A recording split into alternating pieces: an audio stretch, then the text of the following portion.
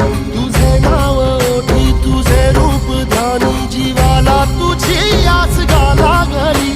जरी बाप सा